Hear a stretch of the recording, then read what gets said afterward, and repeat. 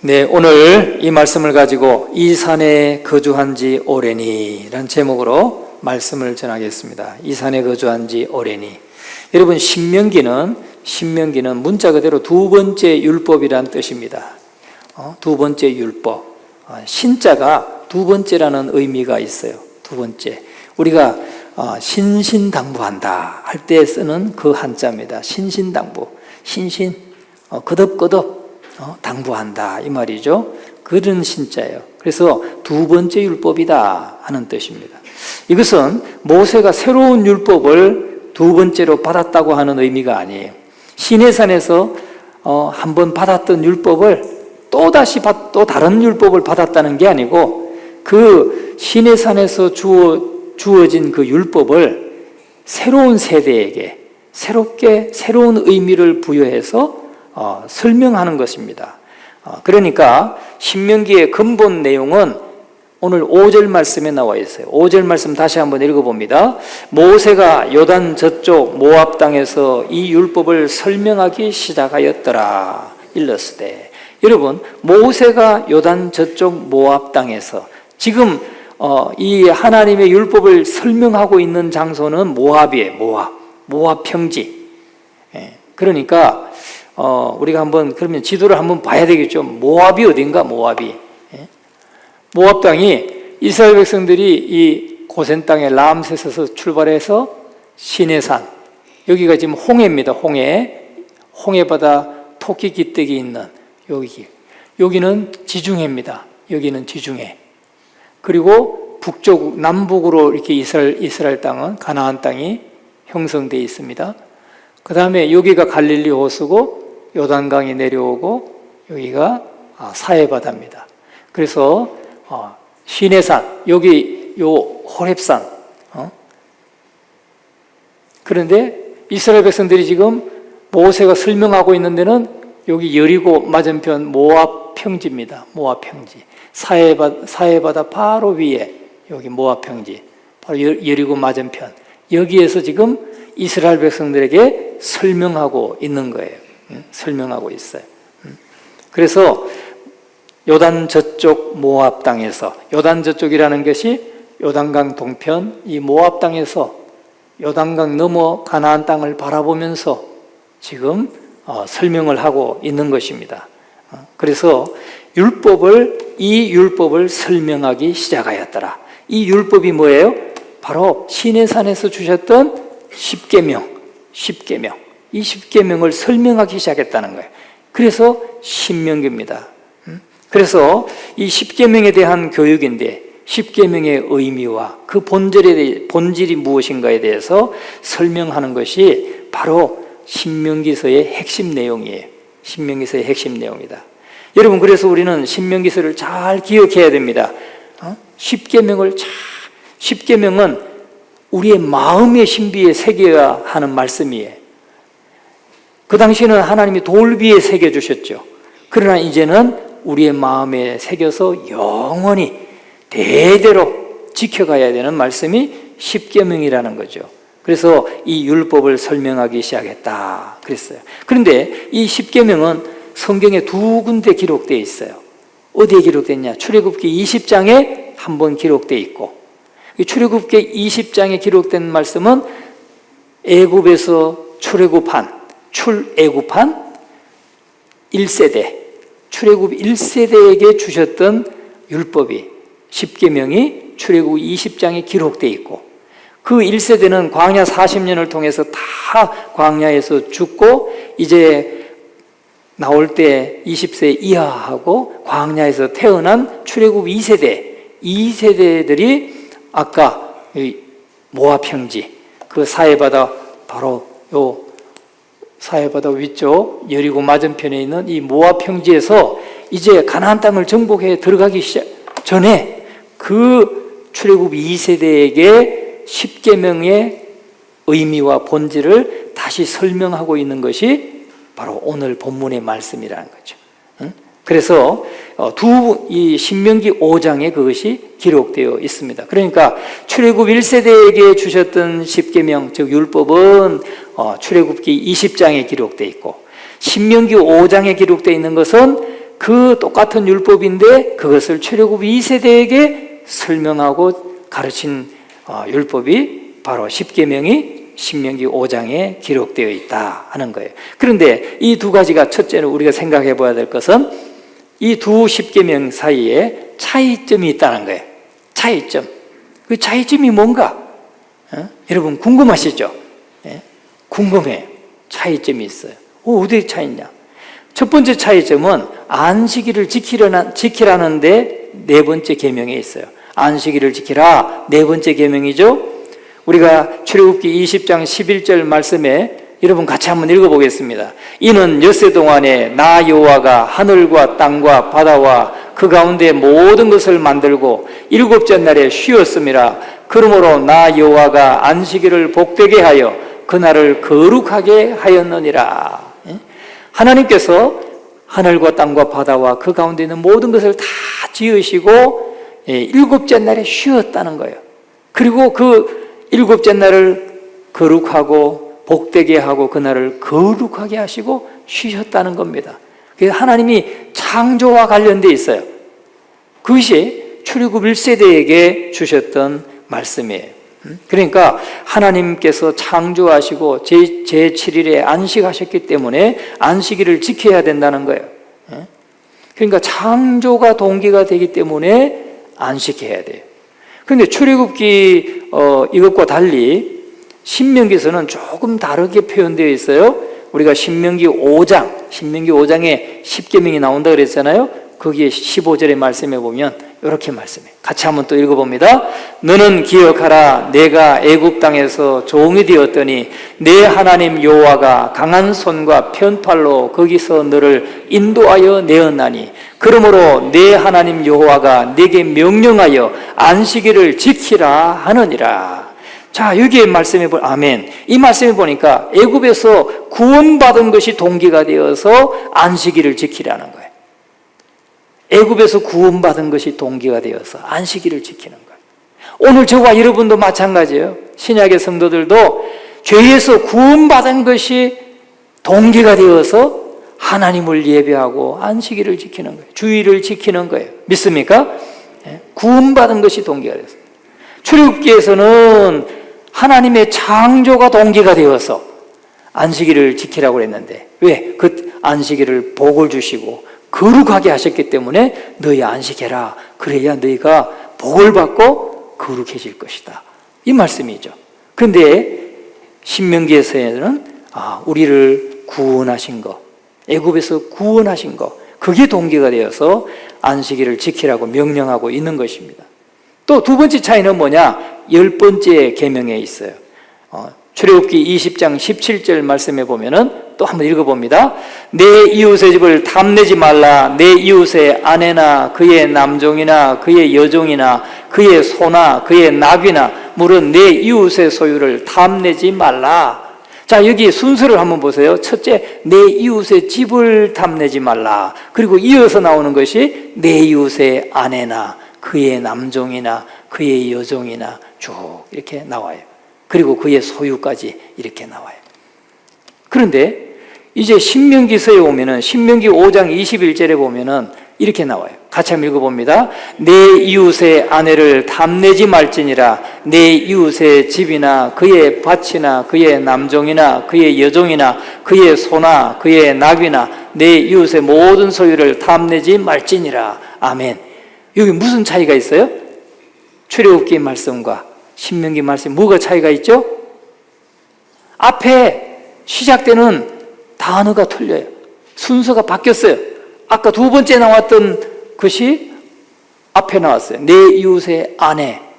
이게 아까는 두 번째 있었는데 지금은 첫 번째로 나오고 그 다음에 내 이웃의 집이나 이렇게 이웃의 집이 출애굽기에서는 제일 앞에 나왔었는데 이제 두 번째로 나오고 있어요. 왜 차이가 났을까요? 내용은 차이가 없어요. 그죠?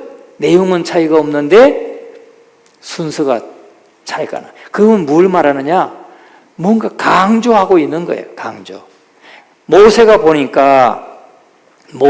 때 이스라엘 백성들이 광야 생활하는 동안에 남의 소유를, 남의 재산을 도둑질하기보다는 남의 아내를 탐하는 일이 많이 있었던 거 아닌가. 그래서 남의 아내를 탐하지 말라.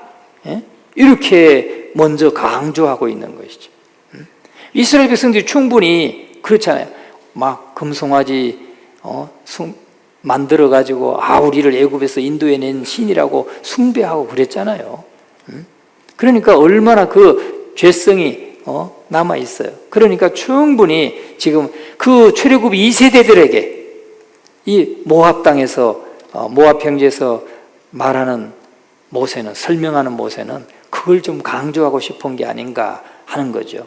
그래서 내용은 같은 거예요. 그래서 출애굽 20장의 10계명은 모세가 시내산에서 받은 언약이기 때문에 시내산 언약이라고 그래요. 그리고 이 모압 땅에서 모세가 이제 아모리 왕 시혼과 바산 왕 옥을 치고 가나안 땅에 입성하기 전에 이스라엘 출애굽 2세대에게 지금 10계명을 새롭게 해설하고 언약을 맺고 있어요. 다시 맺고 있어요. 그래서 모압 언약이라고 그래요. 내용은 같은데 사람이 달라졌어. 그래서 모압 언약이라고 한다. 시내산에서 맺은 언약은 뭐예요? 시내산 언약. 또 신명기에 나오는 이 5장에 나오는 언약은 모압 언약, 모압 땅에서 맺었다 해서. 자, 그리고 보세요. 1절 말씀은 말이죠. 이는 모세가 요단 저쪽 숨 맞은편에 아라바 광야 곧 지금 여기 어디를 말하냐면 모압 평지에 왔다는 거예요. 모압 평지에. 아라바, 요단 저쪽 숨 맞은편에 아라바 광야, 즉 모압 평야.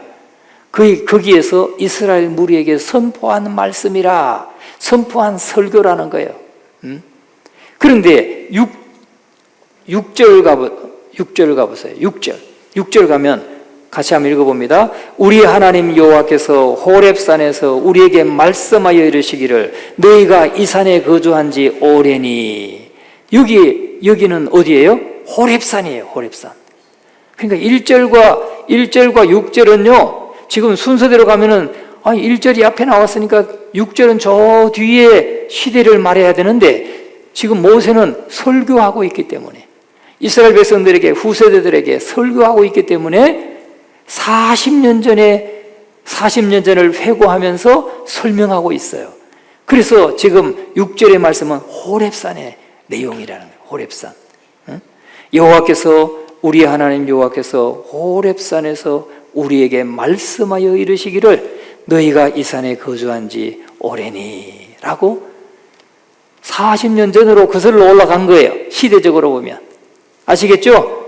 성경 읽으면서 단디 읽어야 돼. 안 그러면 이게 지금 어디를 말씀하고 있나. 이걸 제대로 알려면 뭐 해야 돼요? 성경 대탐험. 할렐루야. 여러분은 쿡 찌르면 무조건 성경 대탐험 나와야 돼요. 그렇죠? 좀 반응을 좀 해보세요. 반응을. 아멘도 좀 하시고. 예? 그렇구나. 깨달아지면 아멘 하시고. 예? 그래서 모압 언약이라고 합니다. 예? 내용이 다른 것이 아니라 장소가 달라요. 그리고 받는 사람, 받는 대상이 달라요. 대상이. 출애굽 1세대, 시내산 언약은 출애굽 1세대.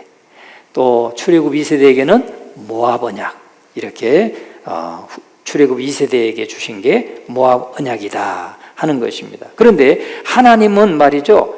언약을 한번 딱 맺고 그냥 그걸로 끝이 아니에요. 하나님 그 내용은 같을지라도 그 이어지는 후 세대들에게 그들에게 잘 그것을 이해하고 또 다시 언약을 맺는 거예요. 다시 설명하고 언약을 맺고 그렇게 하시는 하나님이세요. 그래서 언약을 보존도 하시고 다시 읽게 제독하게 하시고 언약에 대한 개념도 약화되면은 갱신도 하셔요. 우리가 무슨 약속이 있으면 규약 이런 거 이렇게 개정도 하고 하는 것처럼 갱신도 하셔요. 그래서 언약의 중요한 특징입니다. 아브라함에게 하셨을 때의 언약과 이삭에게 하셨을 때의 언약과 야곱에게 주실 때 언약, 물론 내용은 같은 내용인데 그러나 강조하는 것도 다르고 그걸 받을 수 있는 그 사람의 대상에 따라서 하나님은 갱신도 하시는, 언약을 갱신하시는 하나님이시다 하는 거예요. 자, 그런데 신명기서는 세 편의 모세의 설교가 담겨 있어요. 세 편의 설교. 1장에서 4장까지는 첫 번째 설교가 1장부터 4장까지. 여기는 광야 40년 동안의 죄악을 회고하는 것이에요. 광야 40년 동안 죄를 범했던 그 죄악을 회고하는 거예요. 그리고 5장부터 28장까지는 두 번째 설교인데, 이거는 시내산에서 받았던 두 돌비의 의미와 본질이 무엇인가, 즉 십계명의 의미와 본질이 무엇인가, 그것을 설명해 주고 있는 십계명을 해설하는 부분이 5장부터 28장까지 내용이다. 그리고 이제 29장부터 30장까지는 세 번째 설교예요. 세 번째 설교는 우리 앞에, 하나님께서 우리 앞에 생명의 길을 놓고, 생명의 길도 펼쳐 놓으시고 사망의 길도 펼쳐 놓으셨다는 거예요. 또 우리에게 축복의 길도 펼쳐 놓으시고 저주의 길도 펼쳐 놓으셨다는 거예요. 그런데 너희 이스라엘 후세대 너희들은 생명의 길을 택하고 축복의 길을 가라. 생명의 길을 선택해서 그 길을 가라는 겁니다. 또 축복의 길을 선택하고 그 길을 가라는 거예요. 그것을 권면하고 있는 말씀이 바로 29장에서 30장까지의 말씀이에요. 이게 세 번째 설교예요. 그리고 이제 31장부터 34장까지는 모세의 마지막 축복과 죽음을 기록하고 있는 것입니다. 여러분, 이스라엘 백성들은 유대력으로 1월 14일 6월절에 애굽을 떠났어요. 그리고 3개월째 되는 날, 3개월 됐을 때 이제 시내 광야, 아까 이렇게 토끼 귀때기의 그 중심, 아시겠죠? 한번 띄워줘 보세요. 여기가 시내산이에요. 여기 홍해 바다 토끼 귀때기 요 중간에 여기 시내산인데, 여기서 여기 오는 건 만 2개월 가득 채워서 만 2개월, 3개월째 될 때 여기 도착했어요. 여기 얼마나 머물렀냐? 한 10개월 반 정도, 10개월 정도 머물렀어요. 10개월 조금 더 되는 시간을 이제 시내산에서 머물렀습니다. 여기 있는 동안 율법도 받았고 성막도 하나님이 가르쳐 주신 대, 말씀하신 대로 다 성막도 짓고, 또 행군을 위해서 이스라엘 백성들 인구조사, 1차 인구조사도 마치고, 그리고 또 그렇게 마쳤죠. 그래서 오늘 이 신명기는 애굽의 멍에와 사슬에서 해방되어서 출애굽한 지 40년째 되는 해 11월 초에, 자, 아까 한 번만 더 띄워줘 봐요. 여기에 모압 평지는, 여리고 맞은편에 있는 모압 평지는 여기서 출발한 지 40년째 되는 해 11월 첫째 날이다. 오늘 우리에게 3절의 말씀에 말하고 있죠. 40째 해 11째 달, 그 달 첫째 날에 11월 초에 지금 여기 와 있다는 거예요. 이 모압 평지에서 이제 가나안 정복 전쟁을 시작할 시점에서 시작하고 있는 것입니다. 여러분, 이제 다 좀 그려지시죠? 그려져요. 여기에 10개월 여기 거주하고, 여기서 사실은 여기까지는 10하루면 가데스 바네아까지 10하루면 올라올 수 있는 길인데, 이 가데스 바네아에서 정탐꾼 12명 정탐꾼 보냈다가 10명의 정탐꾼들의 그 보고를 듣고 이스라엘 백성들이 낙심해서 밤새 통곡하면서 하나님 원망하고 불평하다가 어떻게 돼요? 38년 동안을 이 광야를 다시 방황하게 되는 겁니다. 그러면서 출애굽 1세대가 다 죽고, 여기 이제 모압 평지에 와 있는 사람들, 이스라엘 백성들은 다 출애굽 2세대라는 거예요. 출애굽 2세대. 그들에게 주신 말씀이 바로 신명기서다 하는 것입니다. 자, 그래서 모세는 가나안 입성을 눈앞에 두고 대부분 출애굽 2세대로 구성된 이스라엘 백성들에게 하나님의 선민이 지켜야 될 최소한의 규범인 율법을 가르치고 있는 거예요. 그게 신명기서예요. 그러니까 오늘 저와 여러분도 지금 가나안 땅, 이스라엘 백성들은 가나안 땅 지금 들어가기 전이에요. 가나안 땅 들어가서 어떻게 하나님의 백성으로서 하나님을 섬겨야 되고 또 지켜야 되는가, 하나님의 율법을 어떻게 지켜야 되는가 하는 율법을 가르치고 있는 것입니다. 또 그들로 하여금 오로지 겸손한 마음과 태도로 하나님을 섬기도록 하기 위해서 종합적으로 지금 정리해서 재해석하고, 그래서 출애굽 2세대에게 가르치고 있는 내용이 오늘 이 본문의 내용이라는 거예요. 자, 그런데 오늘 우리가 함께 좀 상고하면서 은혜 받고자 하는 것은 6절의 그 말씀이에요. 그 호렙산에서 하나님께서 이제 우리에게 말씀하여 이르시기를 너희가 이 산에 거주한 지 오래니 그랬어요. 너희가 이 산에 거주한 지 오래다. 오래됐다. 그 기간이 얼마나 됐어요? 10개월 조금 더 되는 기간이에요. 10개월 조금 더 되는 기간. 그런데 시내산에 더 이상 머물지 말라는 거예요. 우리가 7절 말씀을 보세요. 7절을 읽어봅니다. 방향을 돌려 행진하여 아모리 족속의 산지로 가고 그 근방 곳곳으로 가고 아라바와 산지와 평지와 네겝과 해변과 가나안 족속의 땅과 레바논과 큰 강 유브라데까지 가라. 하나님이 그 호렙산에 계속 머물지 말고 떠나라는 거예요. 떠나라는 거예요. 하나님께서 가나안 땅을 향해서 가라. 변화를 요구하고 있어요. 변화를. 우리가 두 번째 한번 생각해 봐야 될 것은 이스라엘 백성들에게 변화를 요구하신다는 거죠. 하나님은 변화를 요구하셔요.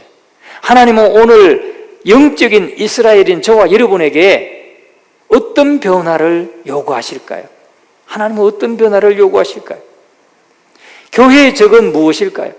교회가 변화되지 않고 머물러 있음으로 인해 가지고 해롭게 되는 그 적은 무엇일까요? 여러분, 교회를 지금 위협하는 것이 뭐예요? 사상적으로 위협하는 것은 자유신학이에요. 자유신학. 그런데 자유신학은 성경도 부인해요.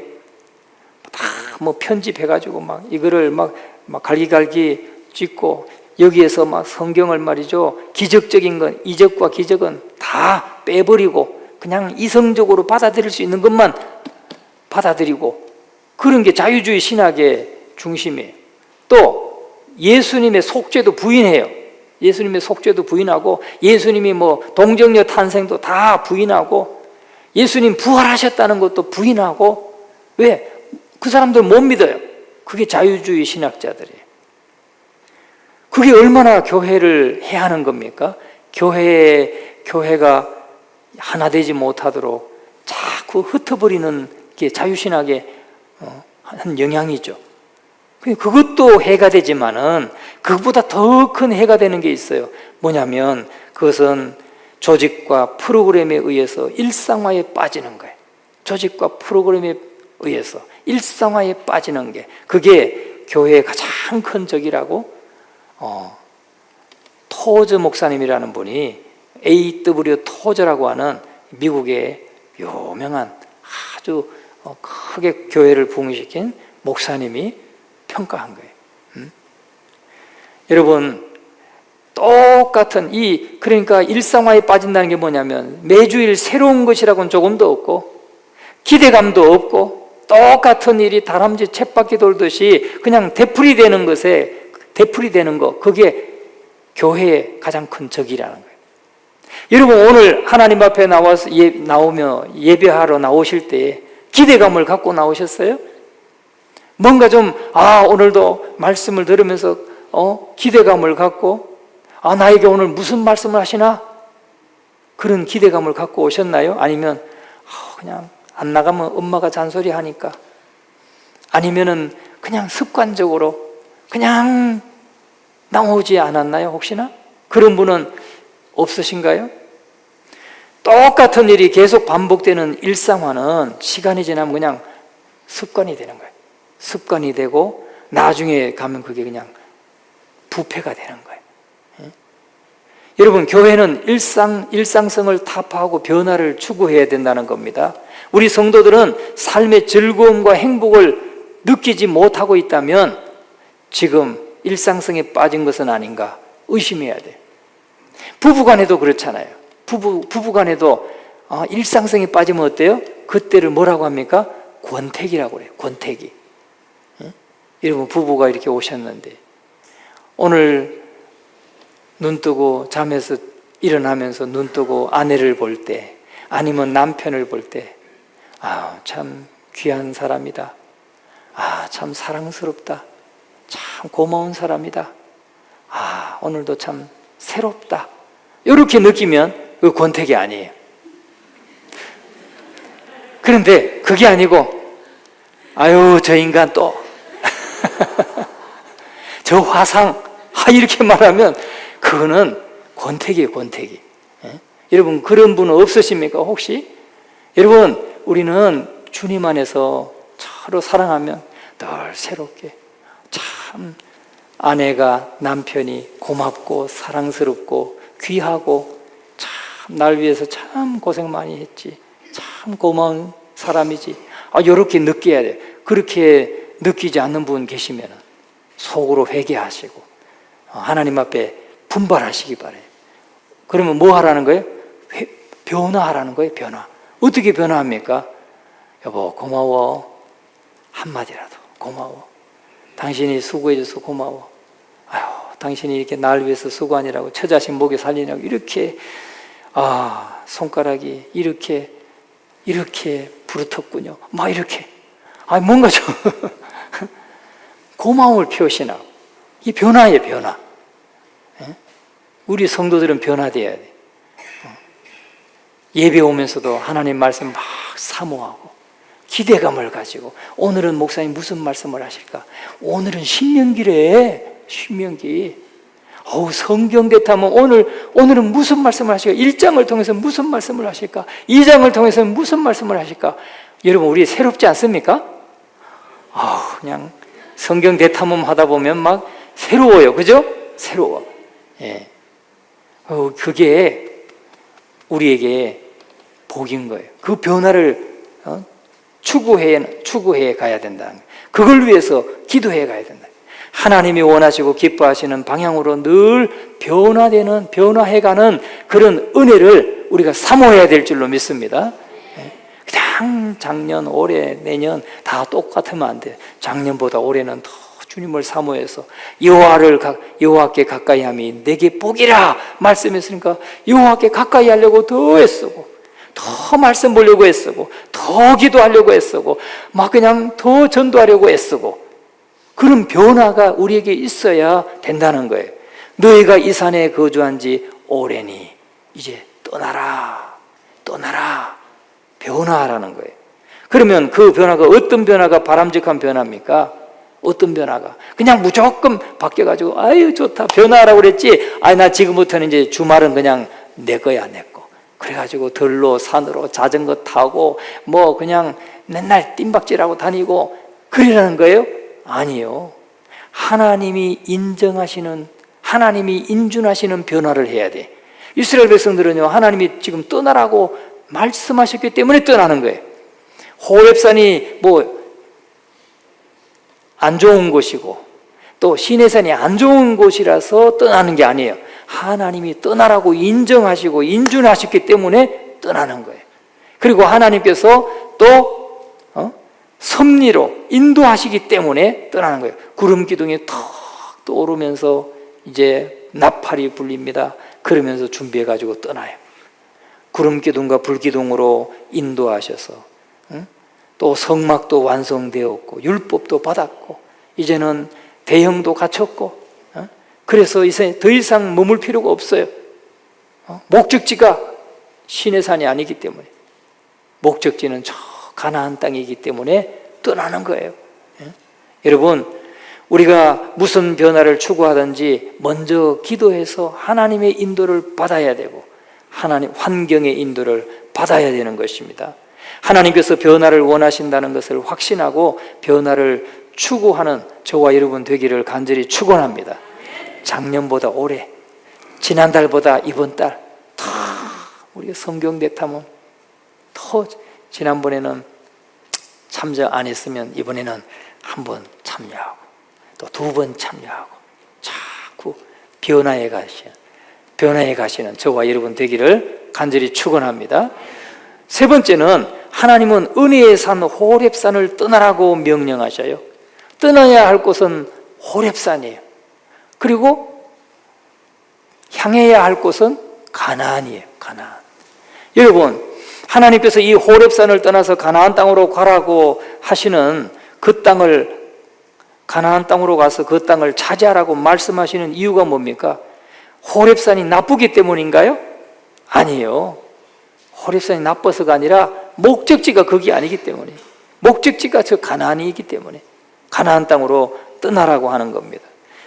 하나님께서 우리에게 떠나라고 혹은 변화하라고 말씀하시는 이유는 우리의 과거가 다 잘못되었기 때문이 아니에요.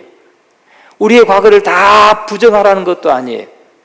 그저 호렙산이라고 하는 과거도 물론 좋지만은 최종 목적지가 거기가 아니기 때문에, 우리에게는 최종 목적지가 저 앞에 남아있기 때문에 그 최종 목적지를 향해서 가라는 것입니다. 그러면 호렙산 지금 떠나라고 하는데 호렙산의 특징이 뭔가요? 호렙산의 특징은 은혜 받은 산이에요. 이스라엘 백성들이 은혜 받은 산, 출애굽 1세대가 거기서 하나님의 율법을 받았어요. 하나님의 말씀을 받은 곳이에요. 은혜를 체험한 곳이에요. 그런데 율법도 받았고 또 국가로서 큰 국가도 형성했고 법도 받았고 하나님의 은혜는 그러나 호렙산에만 그치지 않는다. 하나님의 은혜는 호렙산에 그치지 않고 하나님께서는 때를 따라 다른 은혜를 주시는 것입니다. 여러분, 다시 말하면 은혜를 받았다고 해서 지금 이스라엘 백성들이 아우 여기가 좋으니까 우리 그냥 여기 있읍시다, 가지 맙시다, 그러면 뭐예요? 그 반역이에요, 반역. 그런데 은혜를 받았더라도 떠나라고 말씀하시면 떠나야 되는 거예요. 하나님이 호렙산에서 은혜 받았죠. 율법 받았어요. 또 성막도 받았어요. 그 은혜를 받았지만은 하나님이 떠나라고 하셔요. 왜? 최종 목적지로 떠나라고 하는 겁니다. 새로운 은혜의 세계, 새로운 도전의 세계가 있기 때문이라는 거죠. 그러므로 과거에 받은 은혜에 우리가 연연하지 말고 새로운 은혜의 세계를 향해서 목표를 세우고 도전하면서 앞으로 전진하는 그런 주님의 백성이 되어야 한다는 것입니다. 떠나라고 하니까, 여기 은혜 받은 거 떠나라고 하니까 교회 떠나라고 하는 건가? 교회를 나가버려, 그런 거 아니에요. 여러분, 20년 전에 나에게 나 참 그때 은혜 받았었지, 30년 전에 그때 그 집회를 통해서 내가 은혜 받았었지, 10년 전에 내가 그 목사님 말씀 듣고 내가 참 은혜 받았었지, 거기에 맨날 그 과거를 회고하고 회상하면서 거기에 젖어가지고 거기에 만족하고 거기에 머물러 있는 사람 되지 말고 새로운 은혜를 향해서 나가라는 거예요. 그게 변화인 거예요. 오늘 저와 여러분도 정말 과거에 은혜 받은 것 물론 좋은 것입니다. 그러나 지금 은혜 받고 살고 있는가, 그것을 지금 생각하고 그걸 점검해보고 나가라는 것이죠. 지금 받고 있는 은혜가 더 중요한 것입니다. 뿐만 아니라 앞으로 나는 어떤 좋은 은혜를 받을 것인가 하는 기대감과 그 변화를 시도하는 것이 중요하다는 거예요. 하나님 백성에게는 이런 도전이 필요하다는 것입니다. 그래서 너희가 이 산에 거주한 지 오래니 떠나라, 방향을 바꾸어서 방향을 돌려서 행진하라, 나가라는 거죠. 그리고 바로 이 호렙산의 특징은 이렇게 은혜로운 곳이고 은혜의 산이고, 두 번째는 또 어떤 산입니까? 훈련받은 산이에요. 훈련받은 산, 훈련의 산이에요. 이스라엘 백성들은 모세를 통해서 광야에서 어떻게 생활할 것인가, 어떻게 행군할 것인가, 어떻게 하나님을 만나고 어떻게 하나님을 섬기고, 성막에서 어떻게 하나님을 섬기고 어떻게 우리 죄를 용서받고 어떻게 할 것인가, 그런 걸 다 훈련받았어요. 오늘 우리 성도들도 교회 안에서 예배 훈련도 받고 기도 훈련도 받고 전도 훈련도 받고 훈련을 많이 받아요. 다 이게 훈련 중에 하나예요. 그 훈련 받고 그것으로 그치면 되느냐? 아니라는 거죠. 군인이 말이죠, 훈련 받았으면 군인은 적이 쳐들어오면 달려가서 막아내고 싸워야 되죠. 싸워야 돼. 그래야 군인이 필요한 거예요. 그래서 군인이 필요해. 평소에 잘 훈련시켜 놓고 평소에 잘 먹여가지고 아주 멋진 군인을 만들어 놨더니 적이 쳐들어왔는데 다 도망가 버리고 없다. 그런 군이 어디에 쓸 필요가 있어요? 아무 쓸 필요 없어요. 그때는 그냥 총살시켜 버리는 거예요. 그렇지 않습니까? 여러분, 우리가 선교에 대해서 배우고 훈련받아요. 성도들이 훈련받아요. 그런데 행동으로 옮기지 않으면 무슨 소용이 있어요? 없어요.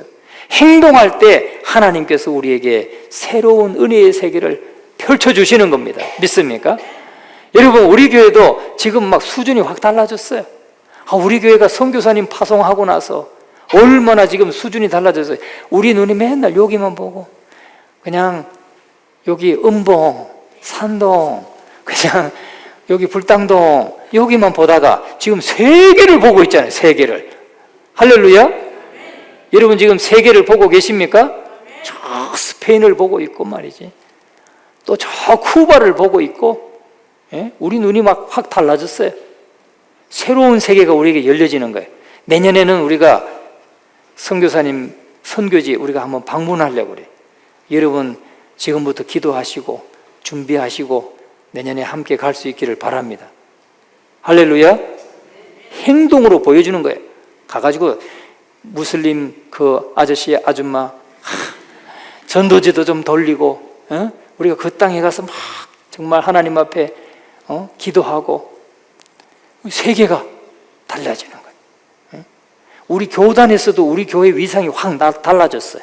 교단에서도. 해외 선교부 이사님이 그래요. 이사장님이 그래요. 갑자기 우리 해외 선교부가 우리 안태준 목사님 오시고 나서 안태준 목사님이 갑자기 확 이렇게 드러났대. 이름이 확 들어왔대. 무슨 말인가 했더니 우리 교회가 선교사님을 파송해가지고 예전 교회가 확 드러났다는 거예요. 선교사를 파송해가지고. 여러분 그런 겁니다. 여러분 은혜 받은 산, 훈련 받은 산, 호렙산을 떠나야 되는 거예요. 비록 그 산이 좋은 산이고 은혜의 산이지만 떠나야 되는 거예요. 오늘 왜 떠나야 됩니까? 가나안 땅이 우리를 기다리고 있기 때문에, 하나님이 약속하신 가나안 땅이 기다리고 있기 때문에. 그러면 그 가나안 땅은 어떤 땅이냐? 네 번째로 더 큰 은혜의 땅 가나안으로 나가라는 거예요.